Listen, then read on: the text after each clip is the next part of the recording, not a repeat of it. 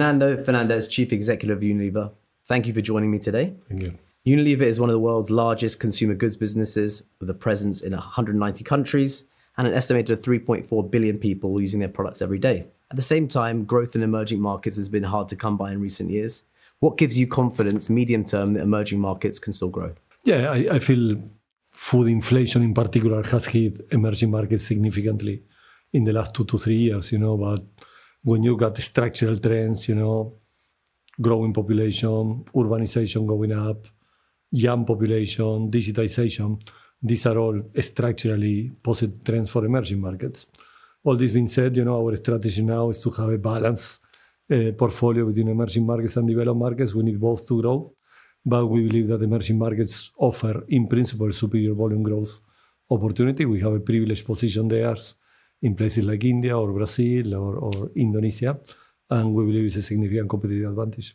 You took helm at the start of 2025 and have been very public in your comments that cultural change needs to happen at Unilever. What do you mean by this in practice? Well, I believe that, Unilever has been inconsistent in performance. It has been inconsistent in performance across time.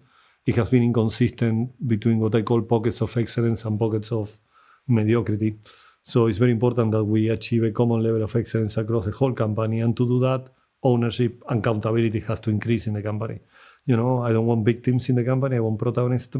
I don't want talent that is in denial. Sometimes, all the failures in which I have been part, there is a component of denial. You take a decision, it doesn't go your way, and you don't correct route. I want to ensure that the incentive systems in the company are aligned with our long-term objectives. And I feel that's something that we are doing. Clarity is very, very important to ensure that. As every time I come into a meeting, before saying hello, I say volume growth, positive mix, consistent growth margin expansion for profit growth in hard currency. Hello. And I feel if we have that kind of alignment in the whole company, the company will be in a better place. If you're successful with your strategy, what does Unilever look like in 5 years' time? Overall, I feel what I want to ensure is that the business is future-proof for the future. That means to move our portfolio into areas in which you are exposed to higher market volume growth. And that implies fundamentally to make a significant transformation of our portfolio into more premium, more e-commerce exposure. So that's what I'm looking at. And I want Unilever to be a boring company, predictable, consistent, quarter in, quarter out, with a volume growth of up 2%. That's the most important metric, because with the margins we have, if your volume comes, all the rest follows. Is there something about your business that you think investors are missing right now? Well, probably, what has gone a bit unnoticed is the profound transformation of our American business. After the separation of ice cream, our North American business will be 21% of the revenue. We have had now 5 consecutive quarters of volume growth of up 4%. Can I promise 4% forever? I don't know.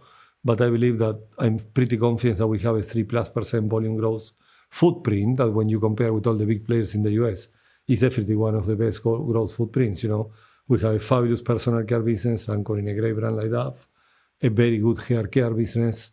We have close to 3 billion business in well-being that I personally believe is the pet care of the next decade, a very good prestige business. So I feel we have pivoted our portfolio into fast-growing areas and with very, very solid and very strong brands, that are doing very well.